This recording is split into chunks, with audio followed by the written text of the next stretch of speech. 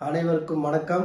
மக்கள் விரும்பும் முதல்வர் வேட்பாளர் அண்ணன் விஜய் அவர்கள் முதல் மாநில மாநாடு நடத்தட்டும் என்று சொன்னார்கள்.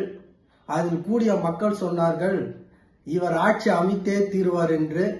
இப்பொழுது நமது நாளைய முதல்வர் வெற்றி வேட்பாளர் அண்ணன் விஜய் அவர்கள் இரண்டாவது மாநில மாநாடு பழம்பெரும் தொன்மையான நகரமாம் மதுரை மாநகரில் ஆரம்பிக்க உள்ளது.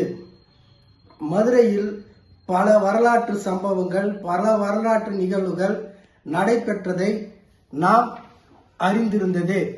ஆனால் நாளைய வரலாறு பதியக்கூடிய நாளாக இரண்டாவது மாநில மாநாடை எங்களது தமிழக வெற்றி கழகத்தின் தலைவர் அண்ணன் விஜய் அவர்கள் மாற்றுவார். அதையும் நீங்கள் பார்ப்பீர்கள். ஆகவே நாம் ஒன்று கூடுவோம், மாநாட்டை வென்று காட்டுவோம். மக்களே திரளுவோம், ஒன்று கூடுவோம், தமிழகத்தை காப்போம். வாரீர் வாரீர் வாரீர்.